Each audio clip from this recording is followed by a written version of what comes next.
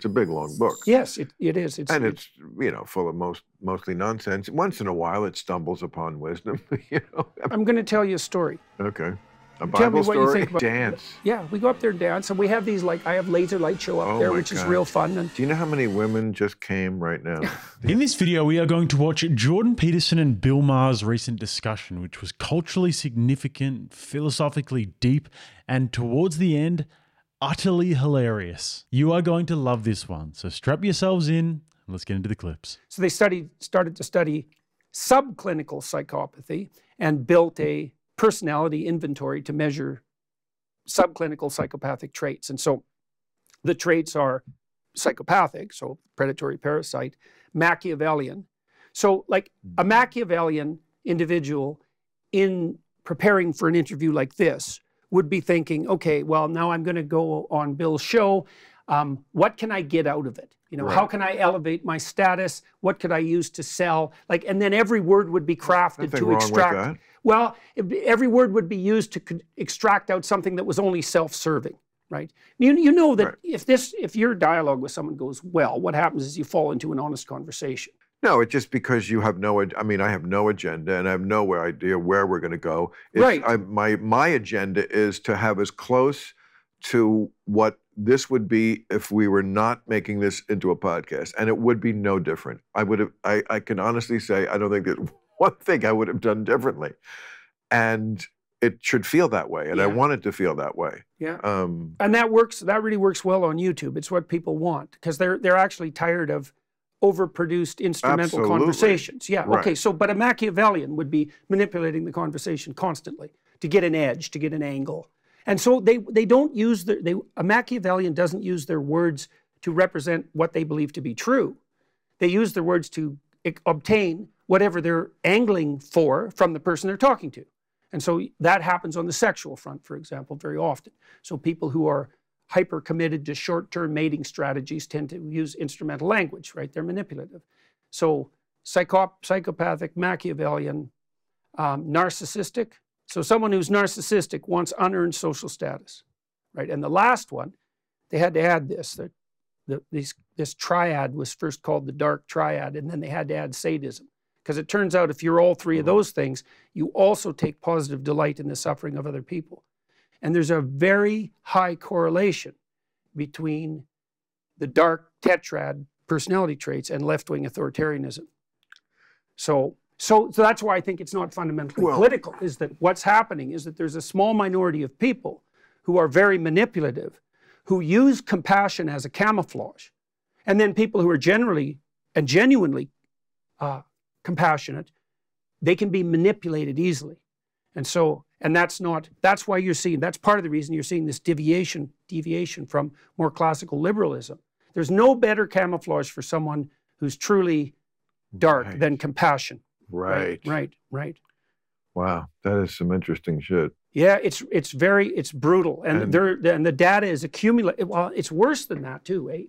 It really quite frightens me because 3% of the population has these traits basically, and that's stable cross-culturally. And what seems to happen is if it falls to 1%, everybody forgets that people like that exist, and so then when they pop up, they can be successful.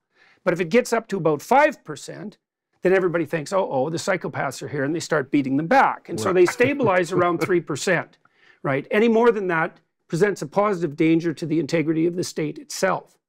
Now, I think we enable the psychopaths online because I think that online communication circumvents all our defenses. Yeah, well, there's accruing literature on that front too, because the online troll types who do nothing but cause trouble online and have these personality traits. And what's going to happen if it tips past the 3% to 5% or 10%? Well, that's what happened in the Russian Revolution.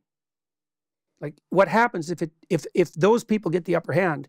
They like to dance in the ruins, man. Right. You bet. And they're out for mayhem. Right. They like to dance in the ruins. That was deep. And this is an idea that's so important to think about and to understand. It's something that I'm constantly trying to hammer home on this channel. There is no better solution to the problems that we are seeing than accountability, personal responsibility, and the pursuit of honest truth. Large-scale change begins with the individual, and individuals who are touched by the hand of resentment are bound to cause chaos. And I don't say that people are touched by the hand of resentment because I think it's clever or a good insult. I really do believe that the spirit of resentment is alive and well today, and it's one of the darkest forces on earth. However, in terms of the dark tetrad that Jordan Peterson mentions, being narcissism, psychopathy, Machiavellianism, and sadism, I would say that these are qualities that we actually all have a little bit of within us. Some more so than others, in the sense that sadism and psychopathy are probably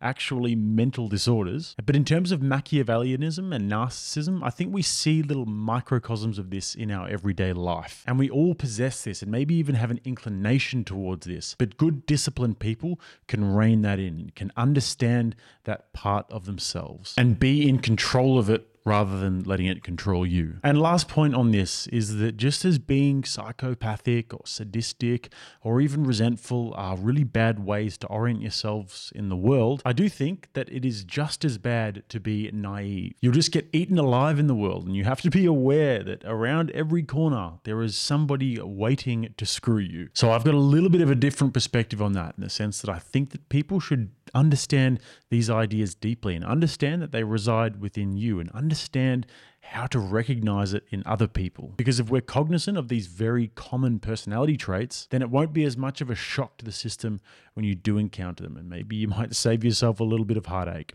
On to the next.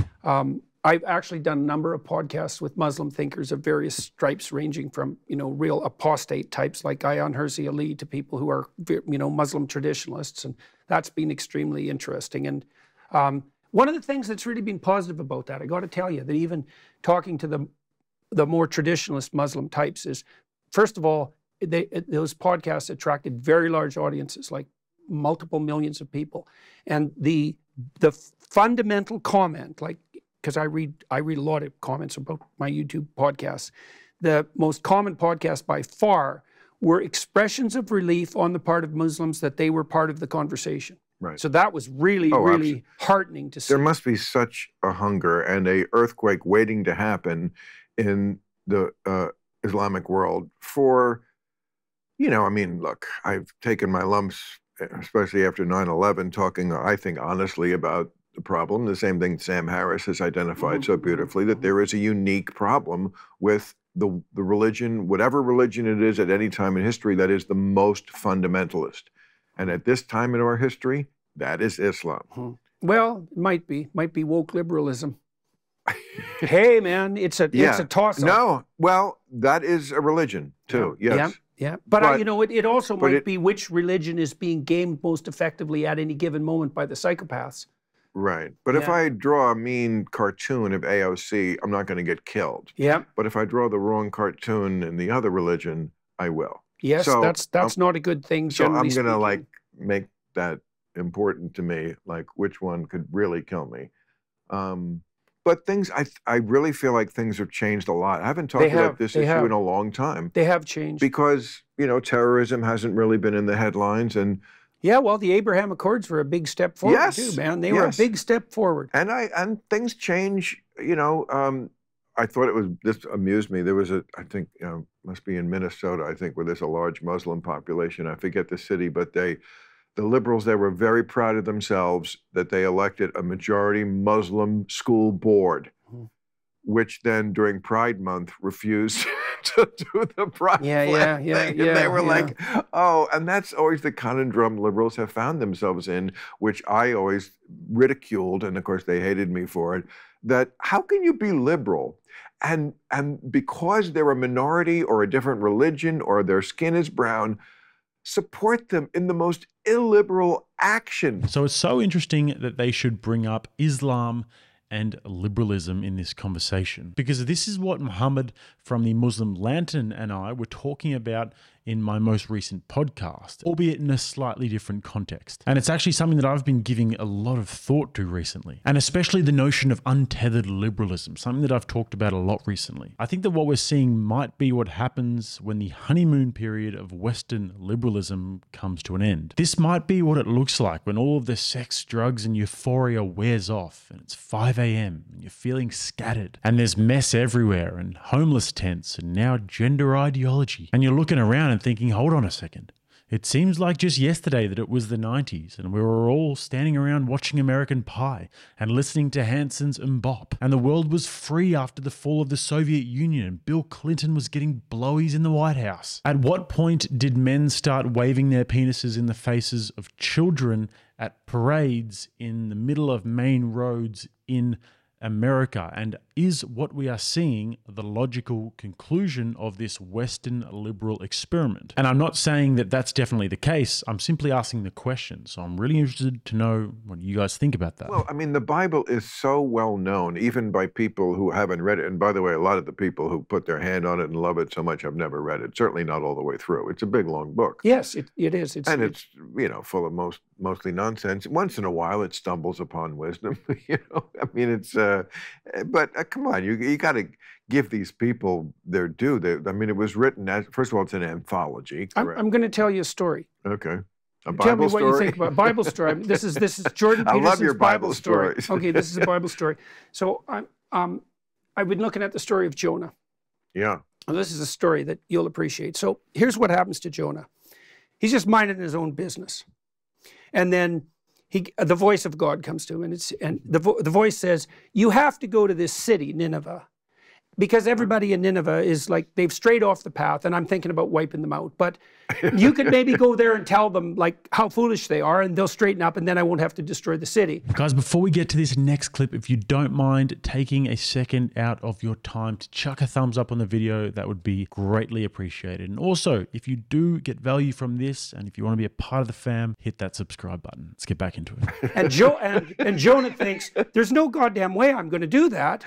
First of all, Nineveh is a city of his enemies. Babylonia. It's a city that he's not allied with, and so he thinks, well, you guys can go to hell in a handbasket, and if God wipes you out, that's perfectly fine with me. Right. And then he also thinks, like any wise man would, it's like, I see, this is the task you have for me. It's like, there's 150,000 people there. I'm a foreigner. I'm going to go there and tell them how they're misbehaving, and that's going to work out well for me. So he thinks, to hell with that, like any sensible person would. And he doesn't say what he has to say, right? So then he hops on a boat and he gets the hell out of there. Well, it turns out that God's not very happy if you're informed that you have something to say and then you don't say it. So the storms come and the waves rise, and now the ship's in danger. Okay, so what does that mean? Got in the whale. Yes, that's right. It means that if you don't say what you have to say when you're called upon to say it, you'll put the whole damn ship at risk. Now, the soldiers figure this out, or the sailors, they figure out, there must be someone on the boat that like isn't right with God, and that's why we're in danger of being swamped. So they will go and ask everybody, and Jonah, to his credit, says, yeah, it's me. You know, I had, the voice of conscience made itself manifest to me. I had a task to do. I refused it. I'm screwing things up. And the sailors actually try to save him, but it doesn't work, so they throw him overboard. Now you think, okay, Jonah's got what he deserves because he shut the hell up when he had something to say, and now he's going to die. And you think, that's pretty damn rough. And partly what that means is, if you hold your tongue when you have something to say, then you're going to put the ship at risk, and you'll be lucky if you don't die. All right, but that's not enough. That's not nearly enough, because that isn't all that happens if you don't say what you're called upon to say. So the next thing that happens is Jonah's drowning away. That's about as bad as it gets. And then this creature from hell itself comes up from the bottom of the abyss and takes him down. And so now he's in hell for 3 days. And so that's the next part of the story, which is that if you're called upon to say what you have to say and you refuse it, like, you'll end up in a place where you wish you were dead. Wait, not the whale? Yeah, it's the whale. Oh, okay. But it's the same thing, like that. In the story, the whale is described as hell. It's exactly the same idea. In Religulous, the guy who was arguing with me, and he said, this point was very important to him. He said, the Bible does not say whale. It says big fish. Okay, well, now it makes perfect sense. Yeah, well, it's the thing. Well, what it is, it's a representation of the thing that dwells in the darkness. So respect to Bill Maher here, because he's very aware of his own potential ignorance, and he's not a pretentious prick about these sorts of things. And side note, I would love to one day share a whiskey and a cigar with Bill Maher. I think he'd be a fun guy to hang out with. But this conversation is something that I can relate to personally, because pretty much all my life, I thought that religious stories were basically just fairy tales. Despite going to Catholic school and going to church and reading the Our Father every morning, I was always of the notion that they were just stories and that they were written by people who lived in mud huts thousands of years ago and herded sheep, so why would I listen to them?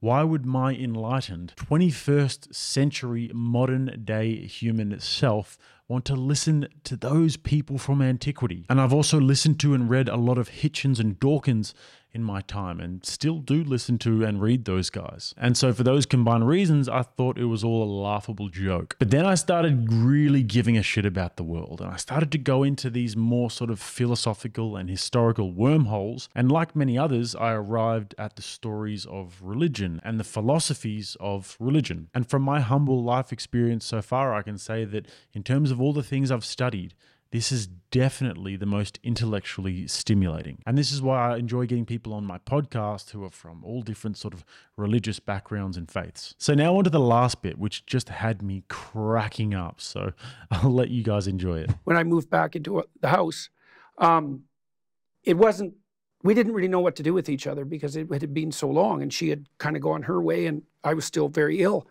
But we had made a habit of dating 2 or 3 times a week. Like, we really set aside time to do that. Each other? And yes, each other. Yes, like an important point, Bill. Yeah. And so we had practiced that continually. Wow. And we really set aside time to do that. And so when we got back together and we didn't really know what to do, we thought, well, we had this dating routine, like maybe we could start that up again. And I tell you, man, that brought us back together right away. And it was better than it was before. And that has continued. And when you say dating, Yeah. like, describe a date. Like, it sounds like like something where it's planned and, you know, you're at your best and you're... Yep, all of that. Yeah, that's what you got to do. Well, okay, I can tell you. Well, so we have this third You floor. go out to dinner, We generally don't, because I can't go out in public that much, you know, because... Look at you. Yeah, well, you know, so... Fucking A, cannot go out in public. I love it. Well, not be private, right? So, Okay, you I'm sure you know hockey, exactly you what do that's something like. that involves hockey. Yeah, yeah. If I wear a mask, if I wear a goalie mask, There you go. I can go to a Solve hockey 2 game. problems at once. And COVID. Yeah. We have this third floor on our house. We built a log cabin essentially on the 3rd floor of our house in Toronto. It's this little narrow house. Yes, we had this weird idea that we would build a log cabin on the roof of our house, which we eventually did. On the roof. Yes, we tore off the roof and we put a 3rd floor on that's basically a log cabin. Holy Except crow. we had an Indian guy, Native Canadian actually, come and help us design it. And it's full of totem poles and beautiful native art. Yeah, it's a crazy place. It's all wood. It has great acoustics. It's it's not much bigger than this place. It's about the same size as the place that we're in right now. And do you let Elizabeth Warren stay there for free? I would if she asked, you know. It's only polite. So, and it has great acoustics. It has a great sound system. We go up there and dance, and it's beautiful. I have dance. Yeah, we go up there and dance, and we have these I have laser light show up there, which is real fun. And do you know how many women just came right now? The idea that this like erudite, good-looking guy, you got the George Hamilton tan. I don't know how a fucking Canadian gets a tan like that. Oh, I guess you're here in California. Hey, man, Insta-tan. Wow. Like, to know that there's a guy in the world who is like that with somebody he's been with for 30 years, that is the ultimate pussy boner for women. I mean, seriously, that wettens panties from here to Kuala Lumpur. I'm telling you. Well, so that's a good move. So there's but it's true. I just love how Bill Maher is so unapologetically irreverent with Jordan Peterson. It doesn't matter who is sitting next to him. He will be authentically his comedian self. And the funniest part is every time Bill Maher goes on these rants, Jordan Peterson sort of just pretends that it never happened and he just ignores him. Quote, "That was the ultimate pussy boner for women. Seriously, that wettens panties from here to Kuala Lumpur." I'm sorry, but it's just too funny watching Jordan Peterson get uncomfortable when Bill Maher says that stuff. Pussy boner for women. I mean, seriously. And it's definitely not the way that I would ever communicate with Dr. Peterson, but I do have a soft spot for people like Bill Maher, who are the sort of comedian, bandit, renegade guys. And I don't think I could be any more firmly planted in the middle of two individuals in terms of worldview if I tried. I mean, I think that I could go out and paint the town red with Bill Maher one night, and then the very next day, go and read Bible stories with Jordan Peterson. But in closing, this definitely gave me a newfound respect for Bill Maher, who I already liked as it was. He's more than happy to call someone out on their BS if he interprets it as such, but also in the same breath, he's more than happy to admit that he could be wrong and he could be completely ignorant about something. And actually, it's not really something that's very common in our public discourse today, because that's something that requires humility, something that requires introspection and virtue, something that's in short supply. So guys, as usual, hit those links in the bio if you want to find me all over my social media platforms. I'm pretty much everywhere. And if you guys want to check out another video, click right here. Until next time, I'm Jake. This is RattlesnakeTV, keeping you armed and dangerous.